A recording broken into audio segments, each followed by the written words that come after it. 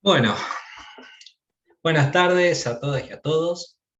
Hoy vamos a tener una clase un poco distinta y particular, primero por la extensión.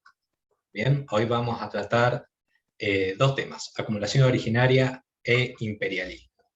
Estos temas corresponden ahí está, a dos textos que son de la unidad 3. Una es acumulación originaria de Marx, que puntualmente es el último capítulo del tomo 1 del Capital, y por otra parte tenemos el texto de Imperialismo, etapa superior del capitalismo, escrito por Lenin.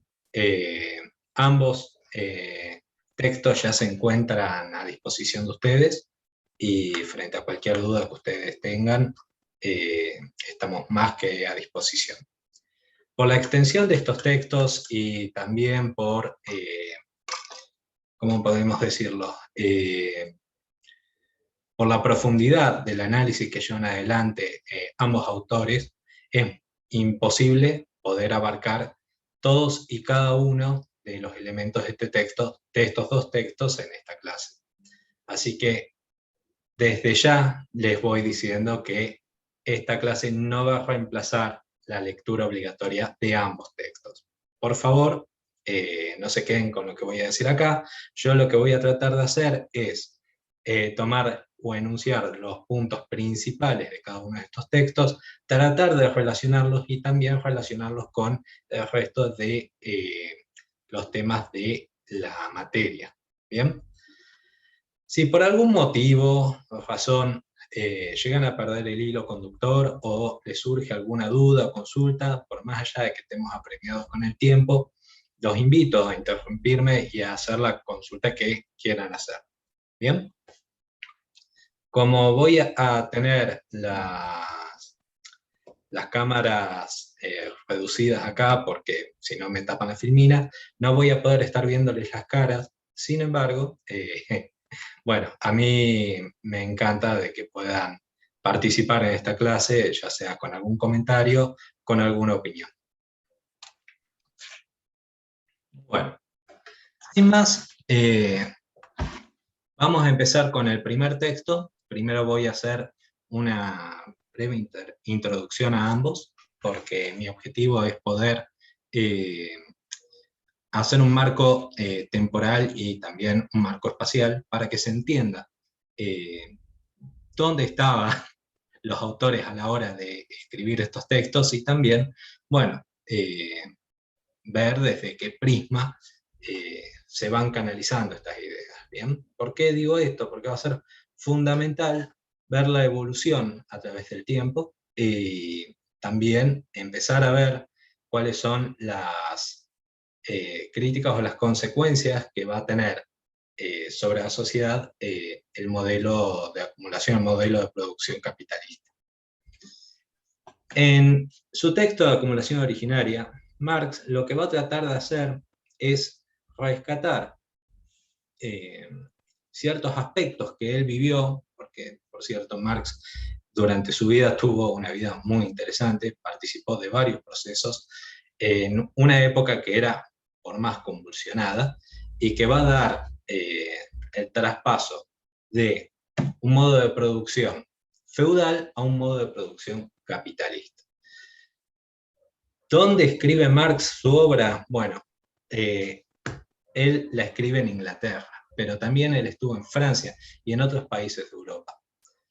También hay algo que hay que aclarar: el proceso que se da entre un modo de producción capitalista y el modo de producción, o sea, disculpen, del modo de producción feudal al modo de producción capitalista va a llevar varios siglos. No es algo que se dé en un momento en concreto, pero son esta franja de tiempo lo que va a hacer o va a cristalizar los cambios que no solamente van a abarcar los campos estrictamente económicos, sino también los campos políticos y sociales, que van a terminar definiendo la sociedad que va a continuar. Por eso es que, por más allá de que el texto trata del siglo XVI, vamos a ver que ya habían surgido en el siglo XIV y en el siglo XV algunas pequeños fermentos o pequeños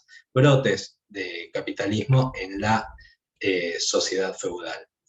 Por otra parte, quiero aclarar de que por más allá de que el texto de acumulación originaria de Marx trate de Inglaterra, o sea, esté ubicado en un lugar en específico, eh, a lo largo del tiempo y en toda la extensión del planeta se van a dar procesos de acumulación originarios. ¿Bien? Eh, no es que hubo una sola génesis del capitalismo. Cada modelo de producción capitalista tuvo su momento en el cual las élites gobernantes de un lugar en específico lograron acumular riquezas de una manera extraordinaria y así establecer cuáles iban a ser las reglas de juego a partir de ese entonces. Y eso es lo importante de este texto. ¿Bien? Primero, quiénes se van a beneficiar, segundo, quiénes se van a perjudicar, y tercero, cuáles van a ser las reglas de juego a partir de esta acumulación. En la Argentina también hubo un proceso de acumulación originaria, pero eso lo veremos en la unidad número 4. Por otra parte, ya pasando al segundo texto, pero no se preocupen, voy a volver a acumulación originaria. En el texto de Lenin, nos vamos a encontrar de que hace un análisis histórico en una crisis que fue fundamental, la crisis del capitalismo de 1887 a 1907. No es muy conocida, bien, pero fue fundamental para entender el surgimiento de una figura que iba a ser natural dentro del proceso de acumulación capitalista, pero que hasta ese entonces no había ocupado un rol central. Y esa figura en particular va a ser la figura del monopolio. Luego me voy a explayar más en ese tema. En el marco espacial, o sea, en dónde va a centrar sus análisis Lenin, a diferencia de Marx, que lo va a hacer puntualmente en Inglaterra, Lenin lo que va a hacer es ver los procesos de capitalismo que se van a llevar adelante en Estados Unidos, Alemania, Inglaterra también, Japón, Italia y Francia. Ahora, ¿por qué lo hacen estos países? Es la pregunta. Y la razón es que en ese entonces, en estos países, era donde había un mayor desarrollo por parte del capitalismo. Y eso permitía, por otra parte, que hubiese empresas o industrias que tuviesen una mayor composición orgánica del capital. Y en esto me voy a empezar a utilizar cierta conceptualización que ya hemos dado en la unidad 1 y bueno, espero que ya la estén pudiendo manejar. Ante cualquier duda, ustedes me paran. ¿Bien?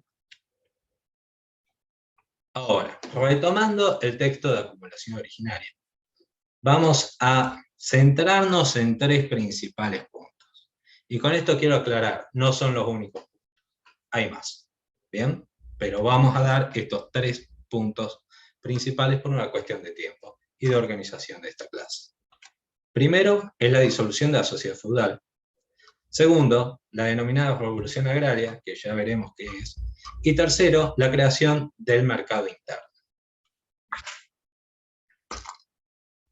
Para entrar dentro de lo que sería el desarrollo de la acumulación originaria, Marx lleva adelante un estudio basándose en los documentos de esa época. Con esto quiero aclarar el esfuerzo que le implicó al autor poder llevar adelante este planteo, porque en ese entonces no existían las herramientas de medición y ¿cómo podríamos tomar? De recogida de datos que tenemos el día de hoy. Hoy yo puedo, por ejemplo, buscar en internet Producto Bruto Interno de la Argentina y lo encuentro en menos de 2 minutos. Sin embargo,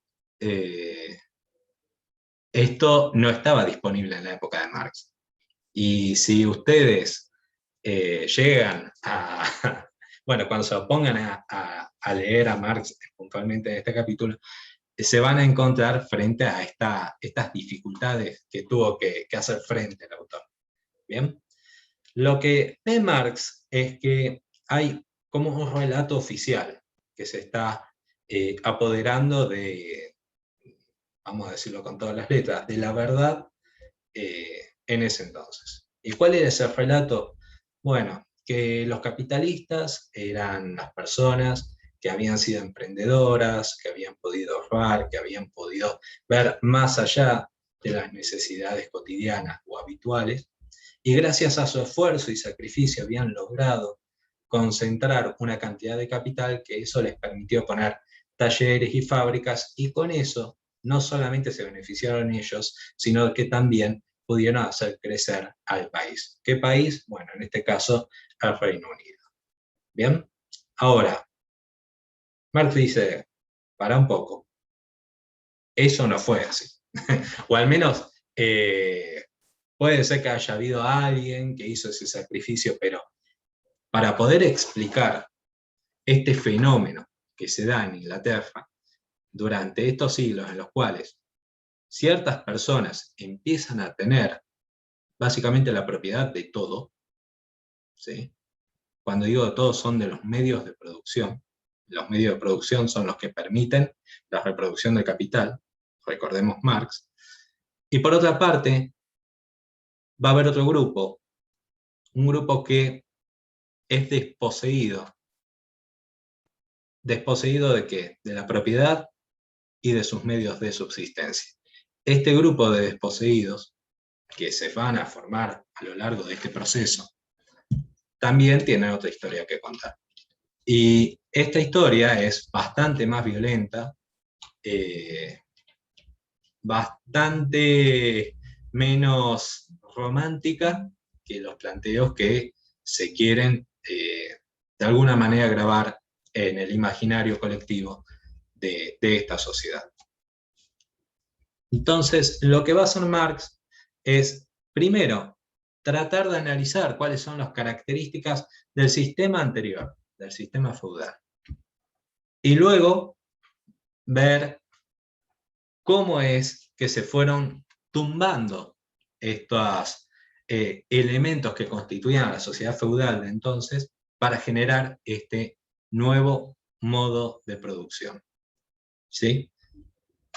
¿Cómo funcionaba el sistema feudalista antes del surgimiento del capitalismo como modo de producción hegemónico?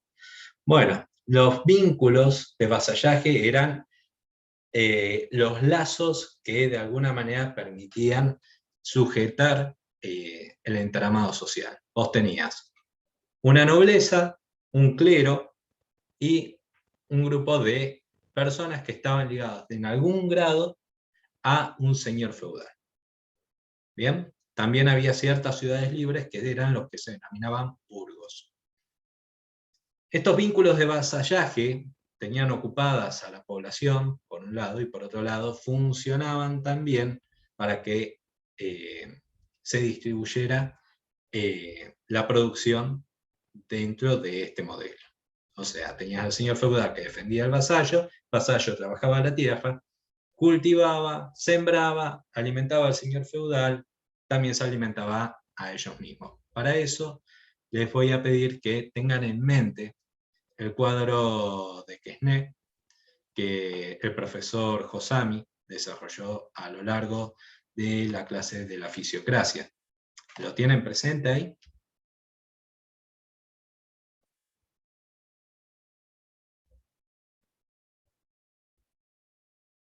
¿Me están escuchando o me caí hace como media hora y nadie me contesta? Andás bien, Ariel, vamos, dale. Cualquier cosa que Sí, ocurra, sí, se escucha bien. cualquier Perfecto, cosa que ocurra, te avisamos. dale. Gracias, Julio. Pero ahora me gustaría que me contesten los alumnos si tienen este cuadro de Quesnay más o menos presente.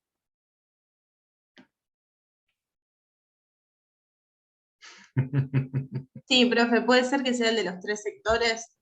El de los 3 sectores. ¿Se acuerdan que tenían, por un El sector lado, terrateniente, los comerciantes y No me acuerdo el otro.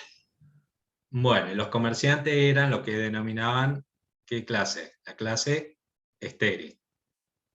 Claro que no producían nada. Perfecto, bien, ese es el cuadro. Ahora, en ese cuadro ustedes habrán visto que se comercializaba de distintos bienes a lo largo de momentos que podríamos identificar como un ciclo económico, ¿sí? Ahora, esas relaciones que se daban, algunas podían ser entendidas dentro de lo que sería la compraventa de mercancía, y por otra parte había otras relaciones que no tenían nada que ver con la aparición de un mercado, ¿bien? Como por ejemplo, cuando los terratenientes apropiaban parte de la producción, ¿sí? También por otra parte tenías a la clase trabajadora que se quedaba con parte de su producido, o sea, se alimentaban ellos mismos, sin la necesidad de que apareciera un mercado. Eso no quiere decir que no existiesen mercados en ese entonces, existían, pero las relaciones principales que se daban eran estas que estamos hablando, vínculos de vasallaje y una conformación de una sociedad feudal que se podían llegar a dar ciertas figuras, como por ejemplo tierras comunales, eh, también habían ciertas ciudades libres, y la relación principal obedecía a una cuestión más de tradición, más de nobleza, de clero. ¿Se van entendiendo? Bueno, ahora, cuando vamos avanzando en el desarrollo de este texto, nos vamos a encontrar que van a aparecer diferencias claras a la hora de ver el modo de producción feudal con el modo de producción capitalista. Por un lado, como ya dije anteriormente, el modo de producción feudal, la relación social de dominio, la característica principal de esta, es la posesión de la tierra. ¿Quién era el dueño de esta tierra? Como ya dijimos, el terrateniente.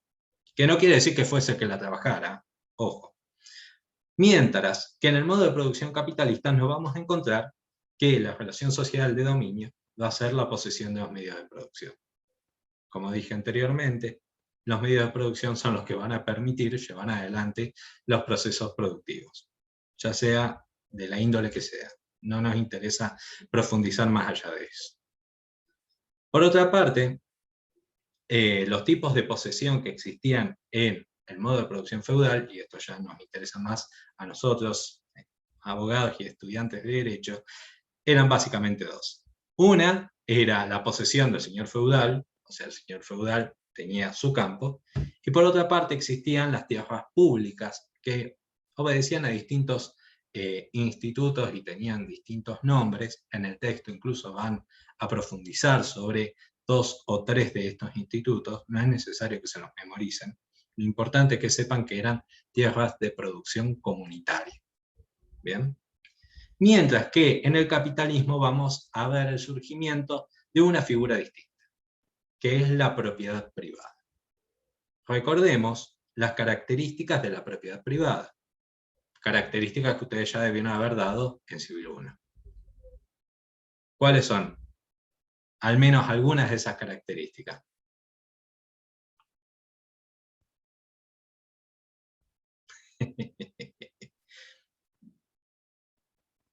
Bueno, las características principales es que son absolutas, ¿sí?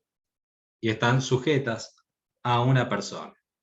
Y cuando estoy hablando de que es absoluta, quiere decir que el dominio de esa persona sobre la cosa excluye, por cuestiones de lógica pura, a todos los demás. O sea, para que yo diga, esto es mío, estoy diciendo, de otra manera, esto no es de ninguno de ustedes.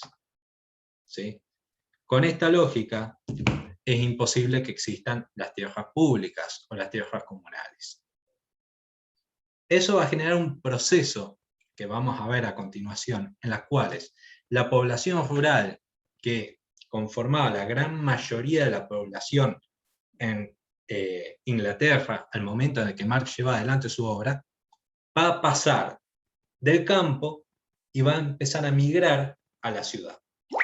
Esta ciudad es el antiguo burgo que obedecía a esta lógica de ciudades libres que hablé anteriormente. Siguiendo con el desarrollo, la forma de intercambio, como ya dije anteriormente, la tradicional, la comunitaria, obedecía a una lógica que se podía dar dentro de, no las ciudades, pero sí de comunidades agrarias que existían hace ya varios siglos en Inglaterra. Mientras que la forma de intercambio por excelencia en el capitalismo es el mercado. Y puntualmente yo he puesto acá mercado interno, y ahora voy a pasar a explicar un poquito más qué quiere decir esto de el mercado interno. La revolución agraria y la privatización de la tierra, que es uno de los principales puntos de este texto, va a tratar de explicar dos fenómenos que se van a dar casi en simultáneo. Primero, la explosión en términos de productividad de los campos. Y segundo, la apropiación de esa producción por parte de cada vez menos personas. La lógica del feudalismo era que el señor feudal, con lo que producían sus tierras, pudiese alimentar a la mayor cantidad de gente posible, con el objetivo de que después estos vasallos les devolvieran su buen cuidado a través de, por ejemplo, mano de obra o también como leva para sus ejércitos en caso de una guerra, por ejemplo. ¿Bien? O sea, la importancia del señor feudal estaba no solamente en la extensión de las tierras cultivadas, sino también la cantidad de gente que obedecía sus órdenes. Por otra parte, el capitalismo lo que va a buscar es la obtención de la mayor cantidad de ganancia posible. Y eso va a obedecer a un fenómeno en el cual ya no va a importar cuánta gente sea alimentada en los campos, sino cuánto oro, plata puede obtener el señor que posea la titularidad sobre esa tierra en cuestión. ¿Sí? Por otra parte, la privatización de las tierras comunales son fenómenos que se van a dar fuera del marco de la legalidad. Cuando estoy hablando de la privatización de tierras comunales viene una persona y así utilizando el ejercicio de la fuerza, de facto, termina privatizando, apropiándose de una parcela que antes, por ejemplo, obedecía a la necesidad de un pueblo, por ejemplo. ¿Sí? Ahora, ¿por qué va a hacer esto? Porque su objetivo es luego sembrar en esta tierra y después vender lo que siembre, lo que coseche, y obtener una ganancia adicional, ampliando así la frontera productiva. Elementos que ya hemos visto a lo largo de la unidad 1, una vez más, con Ricardo, por ejemplo. ¿Bien? Entonces nos vamos a encontrar frente a este fenómeno en el cual las tierras van a dejar de ser una mezcla entre posesión del señor feudal y posesión de tierras públicas a ser principalmente propiedad privada de alguien que va a detentar este arrendamiento en caso de que la tierra no sea suya o directamente por parte del propietario de esta tierra. Esto va a generar un problema grave dentro de lo que sería la sociedad inglesa en ese entonces.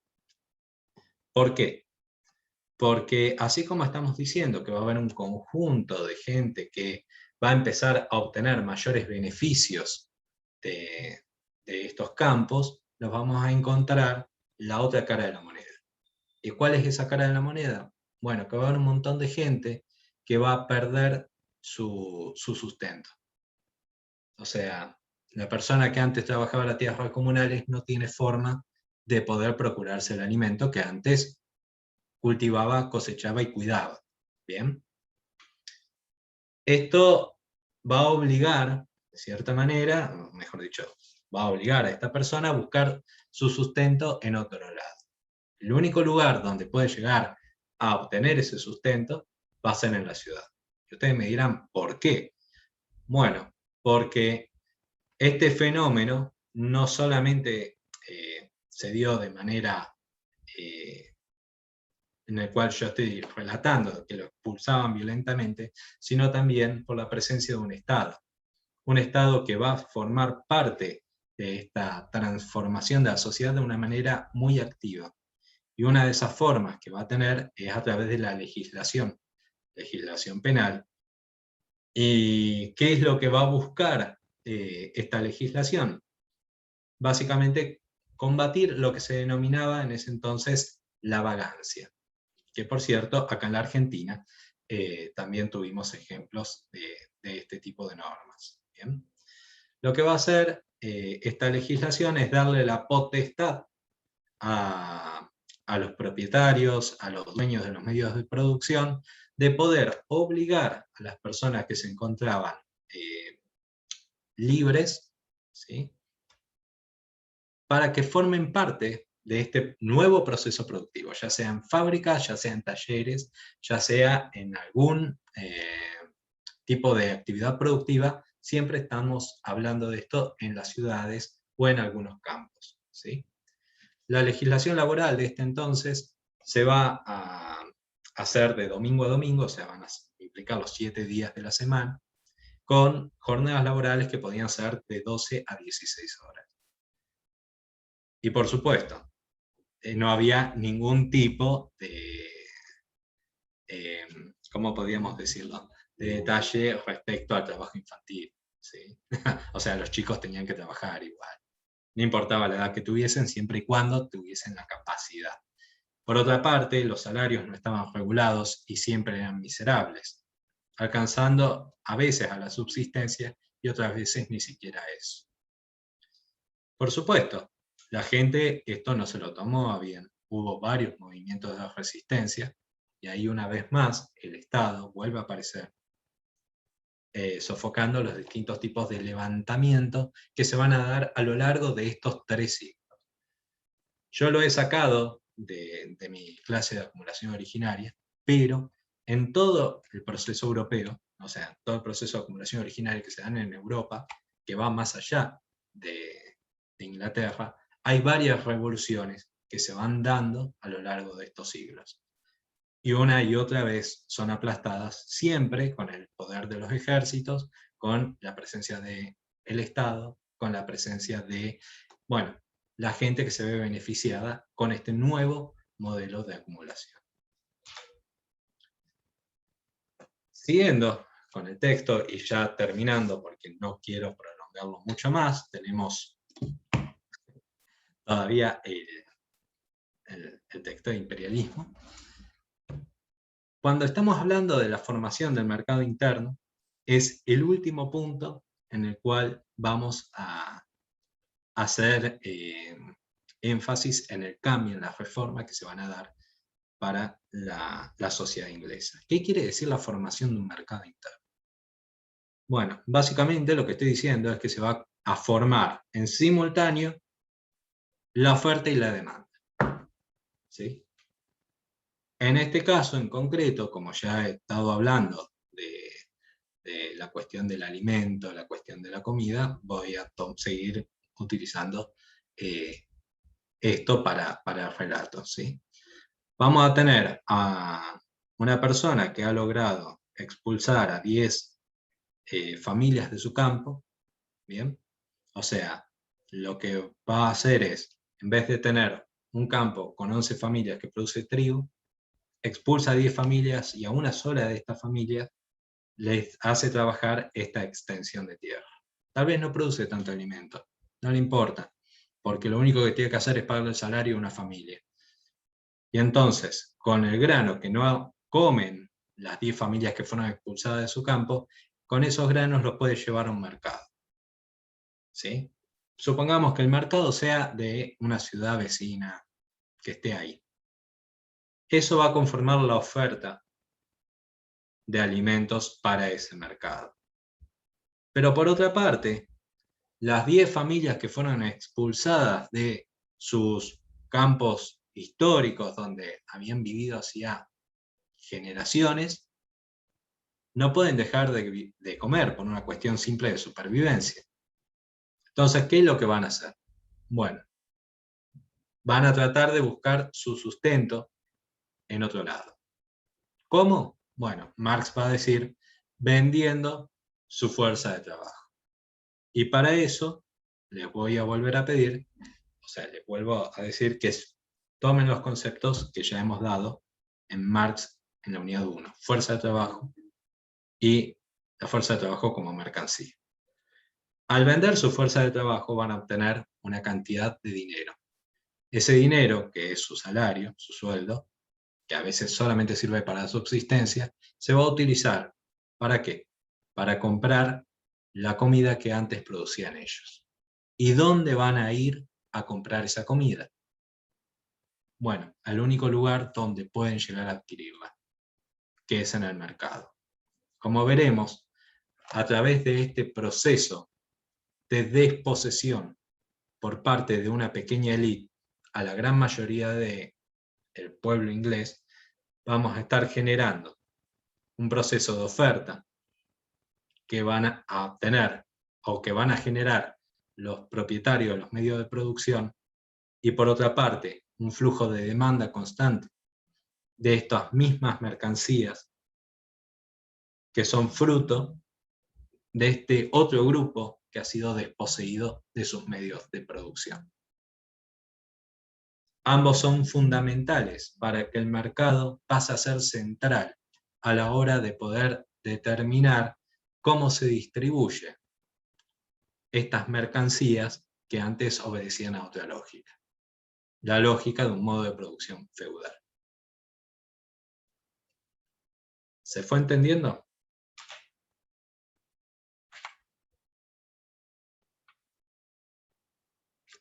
¿Reflexiones? Bien. Bueno, fue breve, fue corto, sí.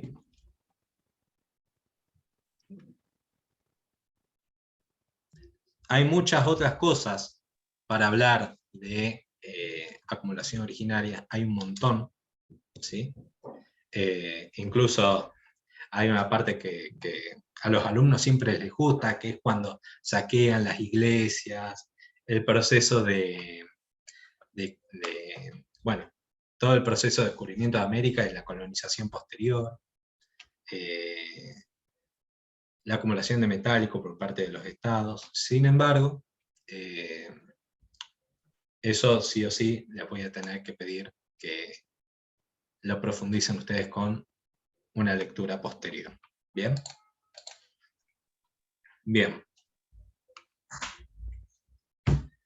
Ahora nos vamos a adentrar a un segundo texto. Este texto, que es El imperialismo, etapa superior del capitalismo, es un texto complicado para leer. ¿Bien? ¿Por qué lo digo? Porque se van a encontrar que este texto tiene un montón de números, cuadros, reflexiones, confirmaciones de las afirmaciones que hace. ¿Sí? Cuando ustedes lo lean por primera vez, puede llegar a dar un poco de miedo, pero desde ya, la intención que nosotros tenemos de la cátedra es que ustedes puedan extraer de este texto las ideas centrales. No es necesario que se aprendan los números o el análisis que lleva adelante Lenin para poder confirmar o reafirmar las afirmaciones que él va esgrimiendo a lo largo de este texto. ¿Sí? Por ese motivo, yo les diría que tanto el texto de acumulación originaria como el texto de imperialismo, etapa superior del capitalismo, traten de leerlo con un poquito de tiempo. ¿Bien? Los dos textos en conjunto creo que son como 100 páginas en total. No son textos muy cortitos, pero siempre es mejor leerlo desde la fuente. ¿Qué voy a intentar hacer en esta clase respecto a este texto? ¿Sí? Primero explicar qué es un monopolio, los distintos tipos de monopolio, qué efecto va a tener el surgimiento del monopolio en las reglas de juego a nivel ya macro, o sea, internacional, ¿sí?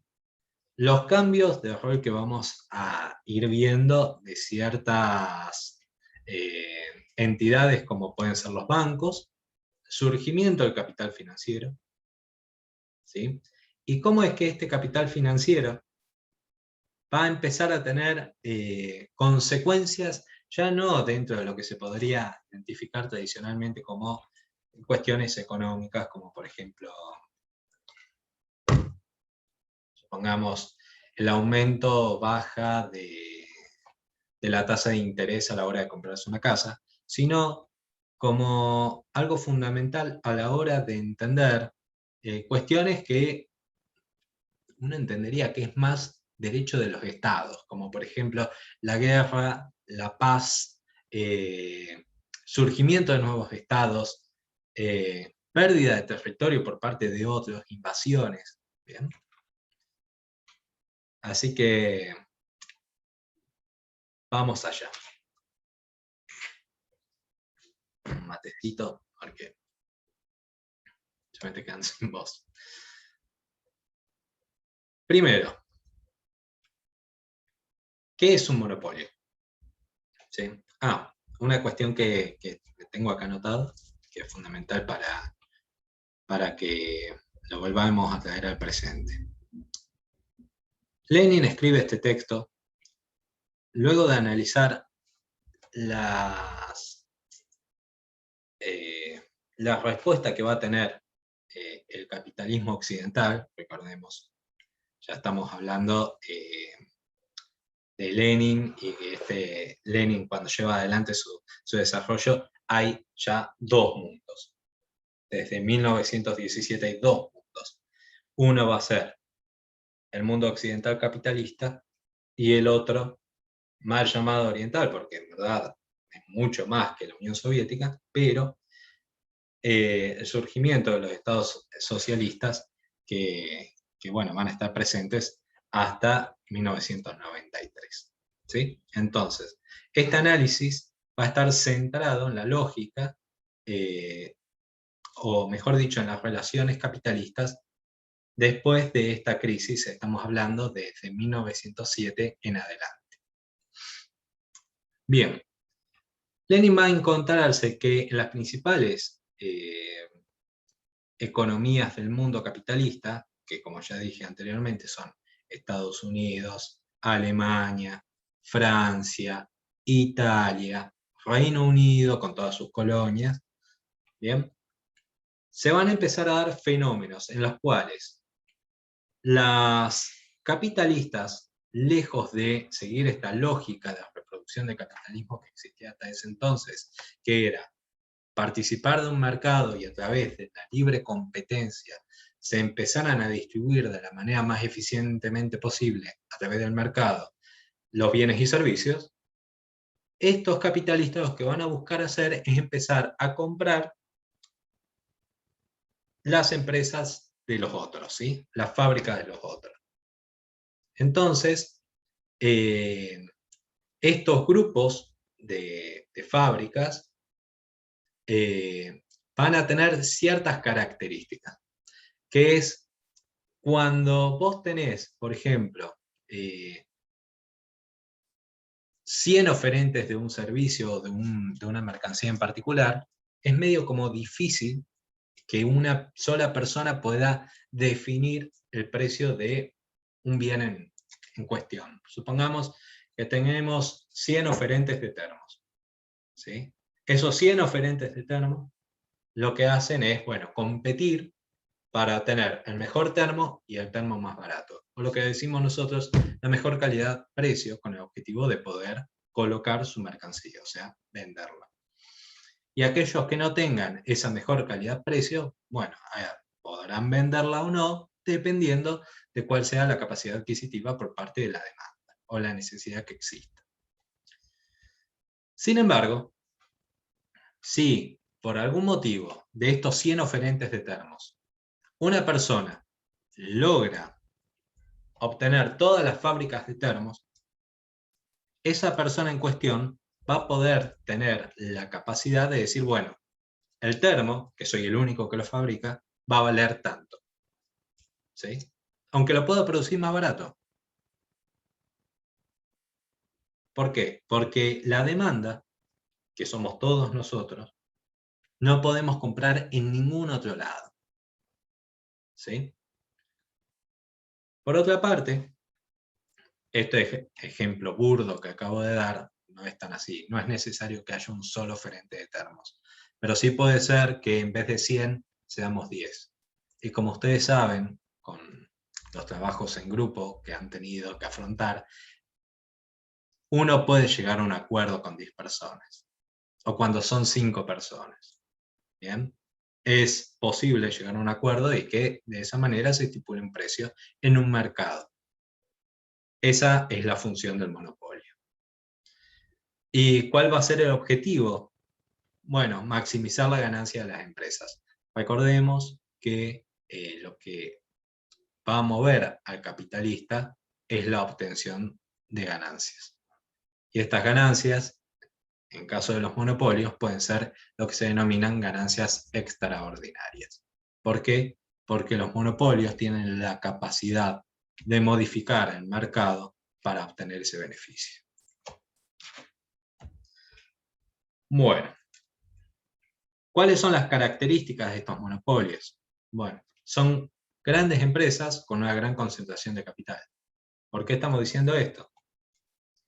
Porque si vamos a tener que abastecer todo un mercado interno de termos, quiere decir que tengo que tener la capacidad de producción de una gran cantidad de termos. Para eso necesitamos grandes instalaciones, grandes maquinarias y por supuesto también una gran cantidad de operarios. ¿Y eso va a tener consecuencias? Retomemos el texto de Marx cuando habla de la composición orgánica del capital y la función que tiene la composición orgánica del capital a la hora de poder competir. ¿Cuál es la consecuencia de una mayor composición orgánica? Primero, que se pueden quedar con una mayor tasa de ganancia a la hora de la distribución de la plusvalía. Y segundo, que va a tener una mejor oportunidad a la hora de competir con otros empresarios que no tengan esa composición orgánica. O sea, ya te está diciendo Marx que mientras más concentrado sea el capital, mayor va a ser su capacidad a la hora de competir y va a ser más fácil establecer las reglas o las condiciones de esa competencia. Por otra parte, los monopolios además van a empezar a acaparar los insumos necesarios para poder llevar adelante esa producción. Pensemos esto. Si yo produzco termos de acero, es probable que mi monopolio lo que va a buscar es poder comprar todo el acero necesario para producir los termos. Y si ese acero es especial y escasea, posiblemente quiera comprar todo el acero disponible. ¿Y qué es lo que logro con eso? Bueno, si Julio, por ejemplo, quiere empezar a fabricar termos, se va a encontrar de buenas a primeras con que no tiene la materia prima para poder fabricar termos. ¿Sí? Entonces lo estoy dejando ipso facto fuera de la posibilidad de la competencia. Por otra parte, también otro recurso estratégico es la mano de obra calificada. No cualquiera puede fabricar termos. Sigo con el ejemplo del termo. ¿Bien? Es hasta gracioso, pero mientras se entienda la idea, la mano de obra calificada es un recurso escaso y siempre se puja por él. ¿Por qué? Porque es lo que va a permitir llevar adelante una producción más eficiente o que tenga un mayor valor agregado. ¿Por qué? Porque, bueno, como ustedes se habrán percatado, la formación de las personas, les permite llevar adelante tareas cada vez más complejas. Y esa complejización los hace de alguna manera más valiosos dentro del mercado de trabajo. Entonces, si por ejemplo, para poder producir un termo, necesitamos un ingeniero especialista en termos, bien, vamos a inventar eso, y hay 3 ingenieros especialistas en termos en la Argentina, si yo quiero hacer un monopolio, posiblemente contrate a los 3 ingenieros especialistas en termos. Y entonces, una vez más, le estoy como sacando de la competencia, o le estoy privando a mi estimado Julio de poder competir conmigo a la hora de fabricación de termos. Bien. Esas son 3 características, no son todas, son 3 características de los monopolios, pero sí es importante que lo tengan presente. Por otra parte, hay 2 tipos de monopolios, siempre estamos hablando de fábricas, ¿bien? Esto lo van a volver a dar en la clase que viene, cuando estemos hablando de Fordismo. Pero, para que se entienda, se puede entender que el monopolio puede ser horizontal, que es el ejemplo que yo estaba dando. Tengo la fabricación total de termos, ¿sí? O sea, todos los termos que se fabrican, los fabrico yo, eso es horizontal. O puede ser vertical. Los monopolios verticales lo que van a buscar es poder apropiarse de cada uno de los eslabones de la cadena de producción. ¿Sí? Esto, hay ciertas empresas que podemos llegar a asociar con este tipo de monopolios. ¿Bien? Como fue, por ejemplo, la empresa de Ford. Que Ford lo que hacía era fabricar desde el tornillo hasta el auto terminado, todo dentro de su fábrica. ¿Bien? O sea, se ocupaba de cada uno de los aspectos de la producción del producto final. Desde el comienzo al fin. Desde la extracción de caucho en Brasil hasta que salía el modelo T de la fábrica de Ford. ¿Bien? ¿Se podría decir entonces que el grupo Clarín como monopolio vendría a entrar en los tipos horizontal? Exactamente. No, justamente en vertical, y no en horizontal para mí. Bueno, porque en verdad... horizontal, claro, porque... No. A ver, Martina. No, porque sí sé que es el que domina todas las fuentes de oferta de un producto de servicio dado, sería horizontal.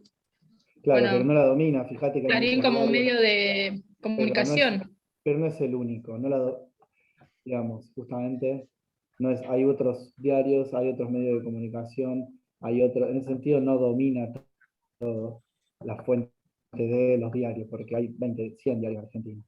O sea que para hacer un monopolio debe controlarlo todos, no importa que controlen la gran mayoría. ¿Puedo, Ariel? Yo te voy adelantando que no estoy muy de acuerdo con lo que decís, Lavi, pero podemos dar la discusión. Dale. Una discusión, el concepto de monopolio que maneja Lenin no es el mismo concepto de monopolio bueno, está que bien. utiliza en la economía a partir de la década de los 30 o 40 en adelante. Ahí ya se habla de que si un monopolio es quien domina todo. En ese sentido, el concepto de Lenin no es el concepto de que tiene que dominar absolutamente todo, pero el monopolio horizontal es justamente el control mayoritario o absoluto de cierta oferta. No veo yo particularmente en el grupo Clarín ese dominio, sí en otros ejemplos, digamos. Pero bueno, por eso para mí un ejemplo podría ser el grupo, la fábrica Aluar, digamos, que es la fabricación de aluminio, que creo que tiene la totalidad del mercado. Exactamente, Aluar exactamente, sí. Eso también. Aluar domina toda la oferta de aluminio en Argentina, Siderar domina toda la oferta de chapa. Entonces, bueno, ahí tenés. Pero el monopolio vertical justamente no tiene que dominar todo, sino que extenderse por todas las ramas de producción y dominar esas ramas. Ahí sí nos hace falta que sea el 100%, digamos. El tema de lo que son servicios puede ser que también sea un gran monopolio, el gas, la luz. Bueno, esos monopolios tienen una característica especial, que son los únicos que pueden ofrecer el servicio en cuestión. O sea, sí, es un monopolio forzoso. No es que vas a tener 2 o 3 empresas que van a distribuir gas. Vas a tener una sola, y en caso de que esa empresa esté privatizada, como en el caso del gas, o tenés gas o no contratás con esa empresa. Punto. Claro, pero en el caso de que yo no quisiera, esté en desacuerdo con algo, no tengo otra opción. Es lo único que hay. Exactamente. Exacto, y eso es un monopolio. Efectivamente, mirá qué lindo, ¿no? ¿Quién pudiera? El sueño del monopolio propio. Sí, un comentario. Sí. Algunos servicios como los que mencionados, el agua, las cloacas, el gas, se los denomina monopolios naturales. Imagínense que no tendría sentido que haya 3 compañías ofreciendo energía eléctrica, cada una con sus cables, rompiendo vereda, y ofreciendo y cableando lo mismo una cloaca, que cada uno ofrezca. Son monopolios naturales, quiere decir que una ruta, por ejemplo, está bien, puede haber una ruta sin peaje, eso se busca, pero el monopolio natural, como estos que mencionamos, o tienen que ser públicos o tienen que ser controlados por el Estado, para que no se produzcan abusos de ese monopolio, que al ser natural tiene que ser uno, pero no puede hacer lo que quiera, no debe hacer lo que quiera, y bueno, eso es una de las características, pero son monopolios naturales. La idea de monopolio natural es que tiene que funcionar uno solo, no puede haber una cantidad. Me estoy refiriendo al abastecimiento de agua, de gas. Hay otros que uno podría decir, bueno, pero hay cables que son... Sí, los cables es distinto. Inclusive hay imágenes que no necesitan cables. Bueno, eso... pero el concepto de monopolio natural es interesante considerarlo. Y considerar que hay que controlarlo. No puede estar haciendo lo que quiera, ¿no? Bueno, de todas maneras quería retomar la diferencia que hacía Lavi a la hora de hablar de esta conceptualización de monopolios que lleva adelante Lenin, y por otra parte, la conceptualización que luego se va a tomar o se va a desarrollar, como bien decía, después de 1930. Son 2 cuestiones distintas. Efectivamente, como bien dice Lavi, el monopolio horizontal es la obtención de toda la oferta, por ejemplo, de un servicio o un producto dado. Punto. ¿Bien? Más allá de eso, la cuestión de Clarín es para profundizarlo después. Claro, porque como se declaró el servicio esencial de la comunicación con el tema de Internet, ahora con el tema de la pandemia y esas cosas, y Clarín tiene una importante... Es mayoritario en cuestiones de comunicación y de comunicación y de servidor como de Internet. Entonces, por eso me pareció que estaba en esa categoría de los horizontales. O sea, vos no lo estabas diciendo desde medio de comunicación, sino como oferente de servicios de Internet. Como proveedor de Internet de servicios. Claro, ahí, perdón, pero si justamente ahí lo que se ve, en algunos lugares es monopolio, fíjate que hay unas ciudades donde el único proveedor es a veces Clarín o Clarín Telecom. Acá en Rosario particularmente, depende de la zona, pero hay zonas donde justamente hay 5 o 6 oferentes. Hay zonas como en el centro y en algunos barrios, no en todos. Entonces ahí fíjate que no sería un monopolio horizontal, porque justamente no tiene toda la oferta, tiene una parte importante de la oferta, pero no toda. Es verdad, hay otras empresas de otros servicios, pero en esta zona que nosotros tenemos no tenemos opción, lo único que hay es Telecom. Claro. Y en cuanto a los medios de comunicación, en la medida que ellos apunten a comunicar solamente todo lo que ellos elijan como lo que creen bueno y no la noticia verdadera, sino que la dibujan a gusto y piacere, por decirlo de algún modo, para desviar el mercado hacia donde ellos apuntan. Bueno, creo que utilizan los medios de comunicación también como un servicio monopólico. Vuelvo a decir que eso ya es otro tipo de discusión. Bien. Por el bien de seguir con la clase, esto es como que lo voy a saltar. ¿Sí? Lo vas a obviar. No, bueno, lo voy a saltar, no quiero obviarlo porque después podemos volver sobre el tema, pero por una cuestión de tiempo y cantidad de contenido que tengo, si no es como... pero también no intercede el Estado, interviene el Estado con los medios de comunicación y poniendo límites, o al menos lo intentó. Bueno, con la ley de medios, digo. Por ejemplo, pero por otra parte, Clarín nunca hubiese llegado a tener la preponderancia que tiene sin la intervención del Estado tampoco. ¿Bien? Solo que el Estado no era el Estado democrático, era gobierno de facto de la última dictadura. Pero bueno, sigamos. Se refería a la dictadura macrista, me imagino. No, la última dictadura con papel prensa y todo lo que se dio. Pero bueno, entiendo. Voy a seguir. Bueno, ¿qué consecuencia va a tener la conformación de esta figura del monopolio? Como ya estuvimos viendo dentro de esta conversación que dimos hace 5 minutos, lo que lleva en concreto es el fin de la libre competencia. Este escenario que había plasmado Adam Smith como algo fundamental para entender el capitalismo, o al menos las primeras etapas del capitalismo, con la mano invisible del mercado, con la oferta, con la demanda, esta libre competencia es negada por parte de estos monopolios.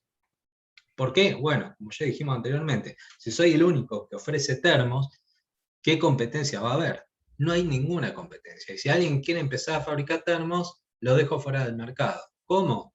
Bueno, quedándome con mejores trabajadores, quedándome con los insumos que es necesario para fabricarlos, ofreciendo termos mucho más baratos que lo que puede llegar a producir Julio, otra vez, la voy a tomar de ejemplo, ¿bien? Y cuando Julio no pueda subsistir por una cuestión de que los costos van a ir carcomiendo su ganancia, y recordemos que el capitalista lo que quiere obtener es una ganancia, es ahí cuando yo puedo, por ejemplo, comprar la compañía de Julio y quedarme con su fábrica de termos. En caso de que sea una sociedad anónima, puedo comprar acciones, por ejemplo, y quedarme como empresa controladora de la misma, algo que se hace habitualmente en el plano internacional. Otra estrategia posible es lo que se denomina dumping, que es competencia desleal al bajar los precios más por debajo del valor. O sea, si fabricar un termo a mí me cuesta 100, tal vez lo vendo a 60. ¿Por qué? Primero porque puedo, porque tengo la espalda que me permite hacer eso. Y segundo, porque además la concentración, la composición orgánica de mi capital me permite abaratar costos por una lógica de producción en escala. O sea, mientras más produzca, en verdad me sale cada vez menos cada unidad. ¿Sí? Eso lo veremos más adelante también. No en esta clase, sino a lo largo de la materia que queda. Y la cuarta estrategia, como dije anteriormente, el acaparamiento de los recursos estratégicos. Ya sean insumos, ya sea materia prima, ya sea trabajadores cualificados. ¿Sí? Este fin de la libre competencia va a dar paso a lo que se denomina competencia monopólica, que es lo que tenemos al día de hoy. Y esto se ve en algunas cuestiones. Cuando vos tenés, por ejemplo, 2 o 3 oferentes de un bien o de un servicio dado. Ahora, el que está compitiendo ahí no es la granjita o una pequeña pyme, sino, por ejemplo, grandes conglomerados transnacionales con sus manufacturas, o sea, dentro de esa competencia existe, pero hay que recordar lo que dije anteriormente. Hay veces que es muy fácil ponerse de acuerdo si hay 5 oferentes sentados en la mesa. O sea, si hay 5 personas que Sería, fabrican lo mismo que perdón, yo, sí. Ariel, sería por ejemplo el caso de la telefonía móvil, que tenés 3 o 4 oferentes y Por entre ejemplo, ellos más o menos. por ejemplo. Sí, sí. O el Más allá caso de de la eso, nafta. también. Aceiteros, también. ¿Bien? Cuando uno dirá, bueno, como estábamos diciendo anteriormente, tal vez hay 2 o 3 oferentes, pero con que sean 2 o 3 es un problema, porque ya no estamos hablando de libre competencia, estamos hablando de competencia monopólica, o sea, los monopolios compiten entre sí para quedarse con la mayor tajada del pastel, pero son 2 o 3, ¿bien? Y si uno compra al otro, bueno, peor todavía. Bien. Ahora, esto va a tener consecuencias fundamentales ya para el conjunto de la sociedad, como veremos más adelante. Bien, seguimos con el siguiente punto. ¿Cómo ando de tiempo? Jugado. El siguiente punto del texto de escúchame, de imperialismo, etapa superior del capitalismo, y este punto es muy importante, que es el cambio de rol de los bancos, ¿sí? Ustedes se acuerdan que nosotros ya hemos dado bancos, ¿sí? ¿Cuál es la lógica de este banco, o sea, de los bancos en general? ¿Cómo funcionan de intermediarios a la hora de poder facilitar el flujo entre los hogares y las empresas? Acá ustedes están viendo un flujo circular muy simple. No me maten los economistas, por favor. No me maten.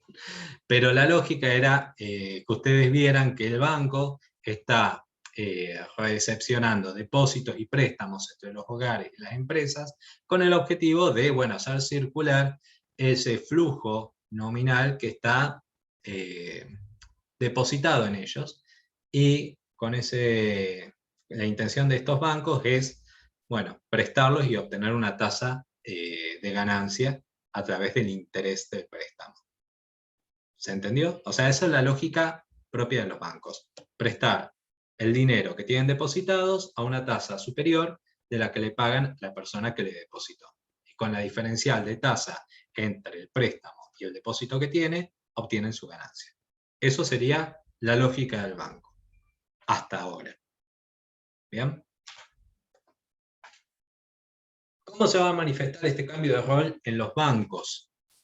Bueno, van a dejar de hacer esto que mencioné anteriormente y van a empezar a ser un jugador más dentro de lo que sería la lógica de acumulación capitalista. ¿Cómo? Bueno, primero ellos tienen algo fundamental para bueno, el modelo de producción capitalista, que es tener una gran cantidad de capital a disposición. No porque sea de ellos, sino porque es del conjunto de la sociedad que fue depositando en ese banco. Me explico, ¿no? Ahora, para un capital industrial que necesita sí o sí acceder al crédito, como ya hemos dado anteriormente, ese crédito pasa a ser una herramienta de coerción por parte del banco. ¿Y cómo es que van a empezar a presionar este capital bancario al capital industrial? Bueno, a través de la tasa de interés. Porque cuando el capital industrial va a solicitar un préstamo, lo que le importa saber es a qué precio le prestan ese dinero. No es lo mismo tener una tasa de interés del 3% anual que tener una tasa de interés del 10% anual. ¿Sí? Por otra parte, los bancos también van a pasar por un proceso de monopolización. ¿Cómo es esto? Bueno, los bancos más importantes, con mayor cantidad de dinero, lo que van a empezar a hacer es comprar otros bancos, más periféricos, sin tanta preponderancia, pero con una lógica. ¿Cuál es? Bueno, empezar a centralizar este flujo nominal constante que se da dentro del mercado interno, con el objetivo de tener cada vez más una posición preponderante en el conjunto de la sociedad, en el conjunto de la economía. ¿sí? No es lo mismo para un industrial tener la posibilidad de pedir un préstamo a 100 bancos que tener la posibilidad de pedir un préstamo a 5 bancos, ¿sí? Entonces, frente a esto, el capital industrial sí o sí va a tener que llegar a un acuerdo con el capital bancario. Y ese acuerdo, a lo largo del tiempo, va a permitir el surgimiento de un nuevo tipo de capital.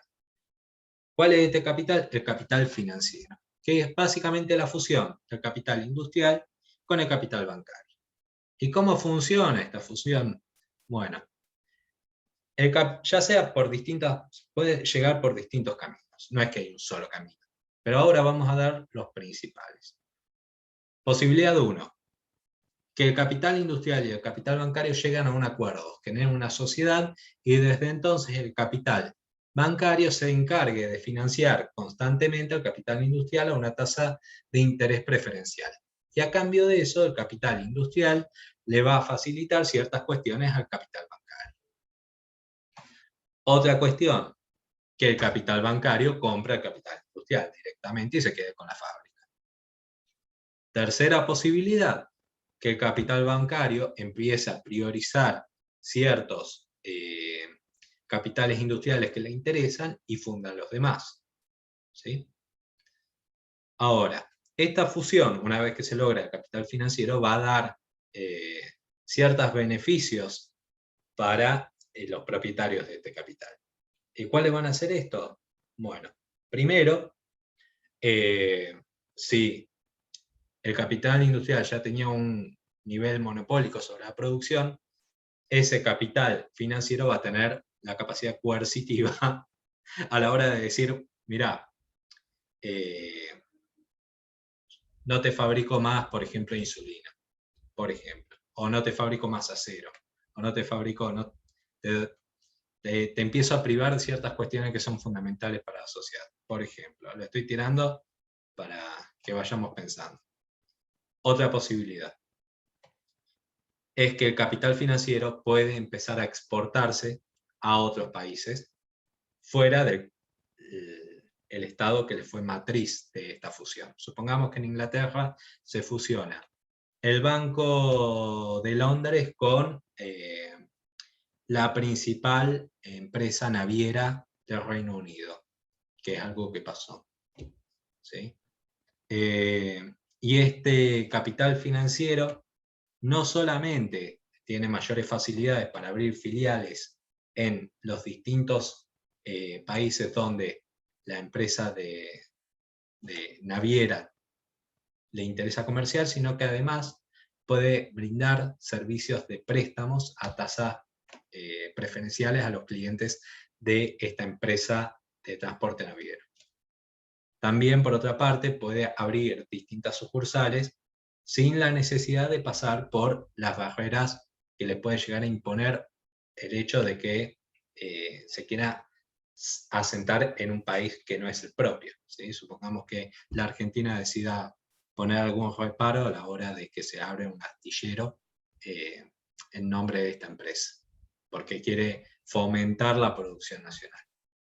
Bien, lo que va a hacer el capital financiero es decir, no te preocupes, yo te financio el astillero, lo podés fabricar vos, pero luego me tenés que pagar las tasas de intereses correspondientes al préstamo que te estoy dando.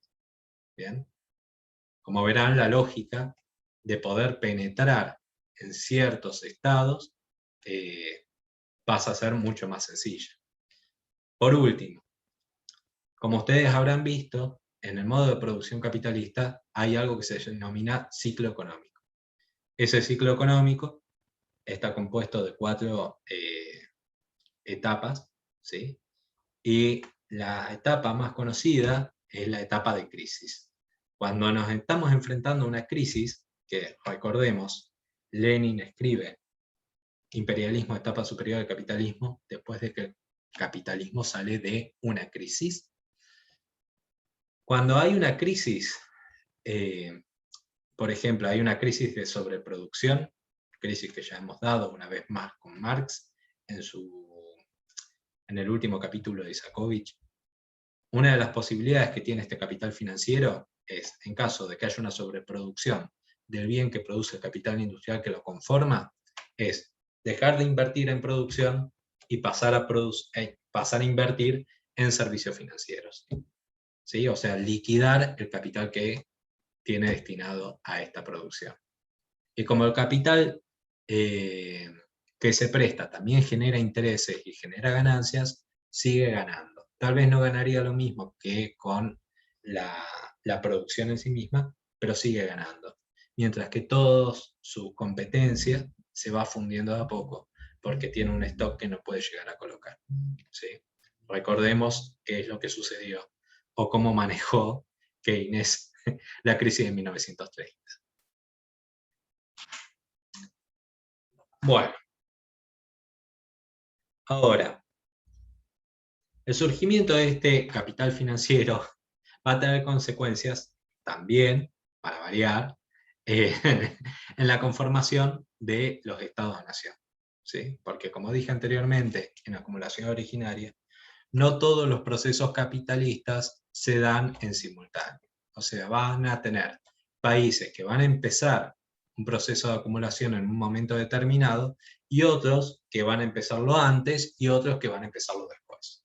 ¿Sí? Ahora, con el surgimiento del capital financiero, es muy difícil poder defender los procesos capitalistas dentro de cada uno de los estados-nación que van surgiendo. Recordemos el año que estamos hablando.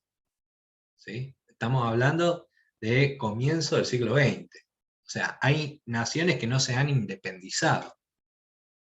India no era independiente. África tenía, creo que, 2 o 3 naciones independizadas recién. Nosotros nos habíamos independizado en 1810, estamos hablando primer centenario de la Argentina. ¿Sí? Entonces, estos procesos de exportación de capital que se van a generar... Independencia 1816 sería, Ariel. Bueno, 1816, disculpe. Porque yo me quedé en Revolución de Mayo, sí. País, 1860 con Buenos Aires. Está bien, es una buena confección, disculpen. Ya es como que estoy queriendo, porque esto sigue. ¿Dónde quedé? Bueno, la penetración del capital financiero a estas nuevas naciones que se van a ir conformando van a tener consecuencias a la hora de poder estos nuevos estados-nación generar su propio proceso de acumulación o su propio proceso de construcción de un capitalismo dentro del Estado-Nación. ¿Sí? Y esto la Argentina lo vivió, y también lo vivieron otros países, como voy a pasar a explicar a continuación. ¿Sí? Ahora,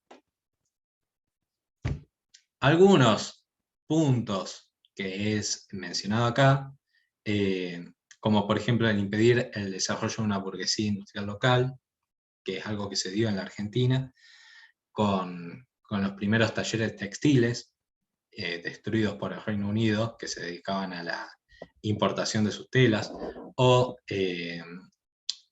las inversiones que llevan adelante estos capitales transnacionales, que no ocupan tanto mano de obra como podrían ser las pequeñas pymes nacionales. Y por último, una dependencia generalizada de estos países periféricos que recepcionan el capital financiero, una dependencia que va a estar marcada básicamente por 3 elementos. Primero, por la necesidad constante de divisas para poder reponer la fuga de capitales que se va a materializar en la fuga de ganancias de estas empresas. ¿Por qué? Porque las ganancias que obtienen las filiales, por ejemplo, de una empresa inglesa en la Argentina, lo que va a hacer, más bien la tenga, es girarla a su casa matriz. Porque así funciona. La filial redirige su ganancia a su casa matriz.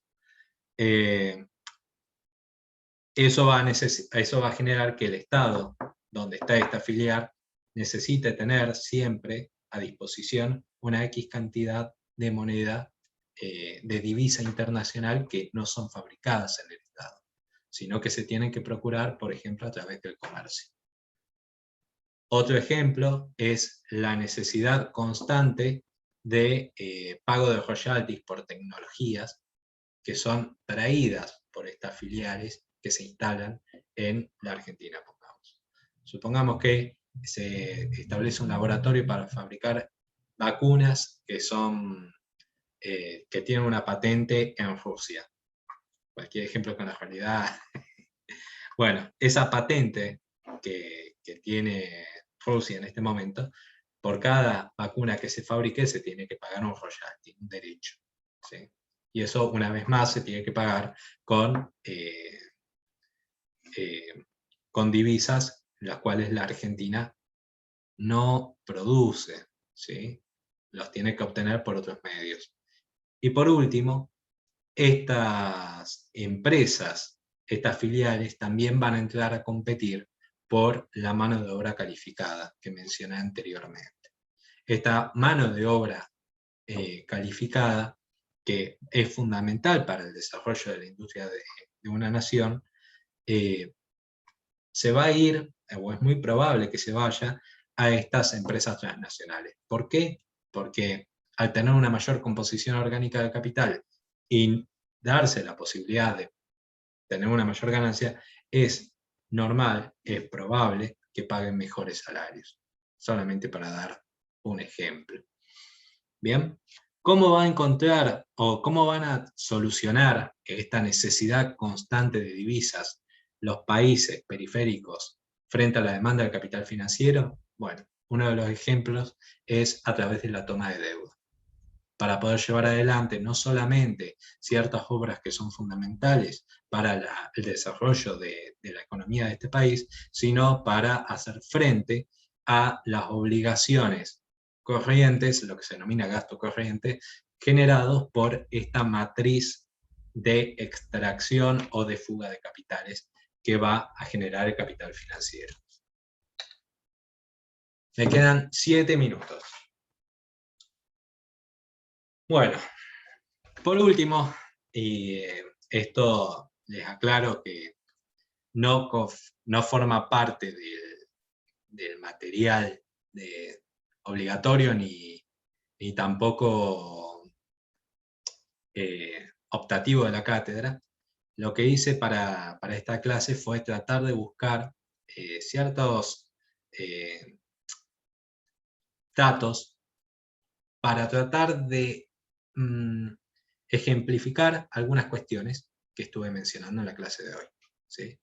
Busqué gráficos y busqué cierta bibliografía de época, o sea, estoy hablando de libros de 1907, y encontré algunas cosas interesantes que quiero compartir con ustedes. Una vez más, les vuelvo a decir, no es obligatorio que ustedes se sepan esto.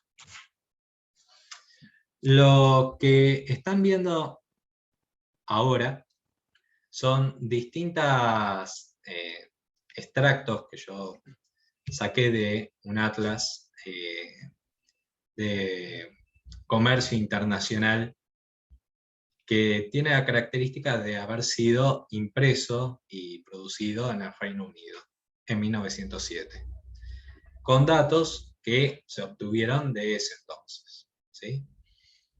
Para continuar con esto, hay ciertos elementos, ciertos extractos que me parecieron interesantes y que los voy a exponer a continuación, que de última podemos guardar una reflexión después de esta clase.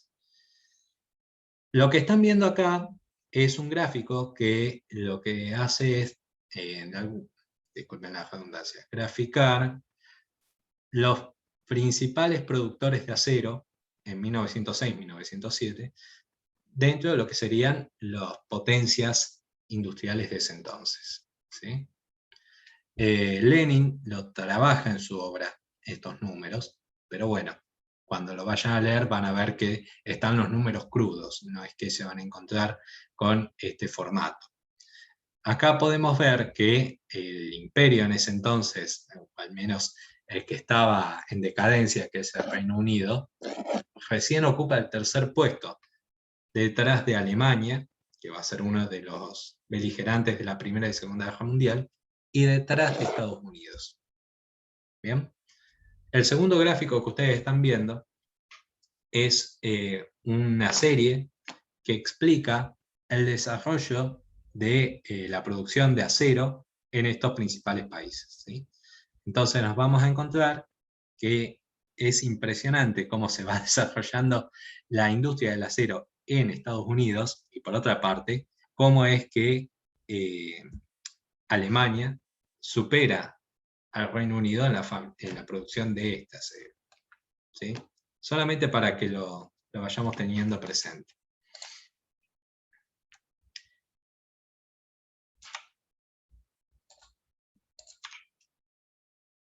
Otro elemento que me pareció interesante, esto sí es del año 1901, 1902 y 1903, es la fabricación, o mejor dicho, la extracción de carbón.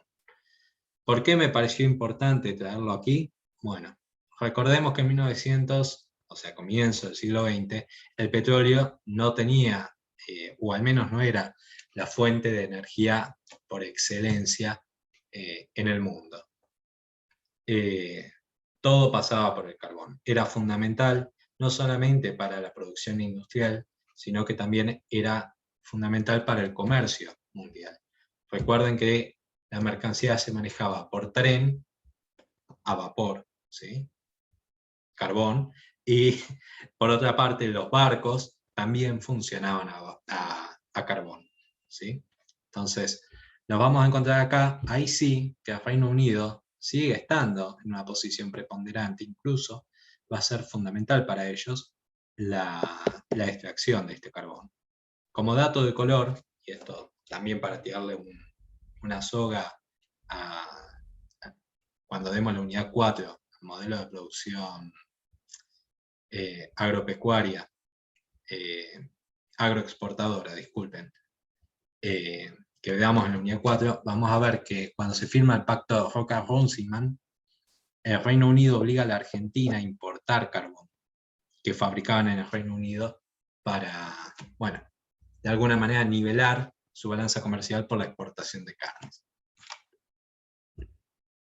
Otro elemento que me pareció interesante traer a colación, yo sé que estamos muy como a los saltitos, pero bueno, es el tiempo que tenemos, es ya ahora sí entrando dentro de lo que sería conflictos, posibles conflictos bélicos o causas de conflictos bélicos, es el comercio de drogas. O sea, acá directamente tenían el título drogas, y dentro de todo ese tipo de drogas nos vamos a encontrar con la exportación principal, que es la exportación de opio. Las exportaciones de opio, como la exportación de opio, disculpen, me llegó un mensaje. La exportación de opio que lleva adelante India está demarcado en libras esterlinas, y si leemos en la parte de abajo de ese gráfico, vamos a encontrarnos de que el principal socio comercial de esta exportación es China. Para aquellos que no lo sepan, en 1939 y 1956 hubo dos guerras que tuvo a China y al Reino Unido como beligerantes, o sea, en guerra entre ellos dos, con el objetivo de abrir el comercio chino al opio que se fabricaba en India, ¿sí? Entonces acá podemos ver cómo una relación que en principio sería comercial termina generando una guerra internacional entre ambos. Ahora, ¿por qué Inglaterra se metió en este sentido en una guerra con China? Bueno, porque lo que estaba haciendo era obtener beneficios del comercio que bueno, servían a sus propios intereses. Y por último, dentro de lo que serían los conflictos internacionales que pude analizar en este texto, fue la creación del canal de Suez. Recordemos que el canal de Suez fue construido en 1869, financiado por bancos británicos principalmente, pero pagado por el Estado egipcio.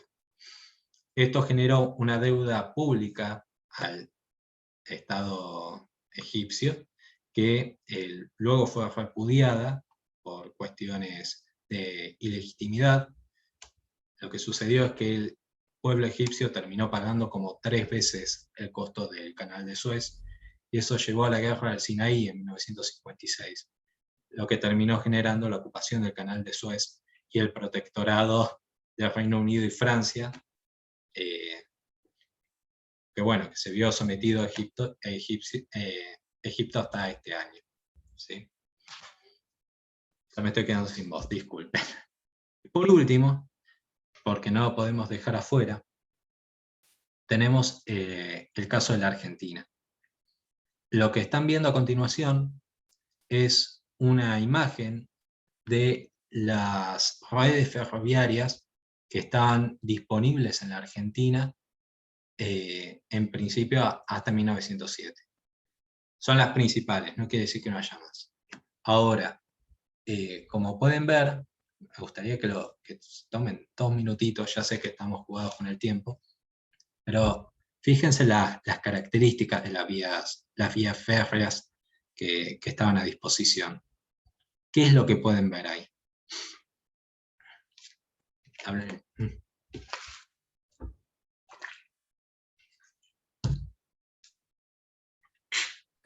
Que todas tenían como centro o como destino Buenos Aires, el puerto de Buenos Aires. Efectivamente.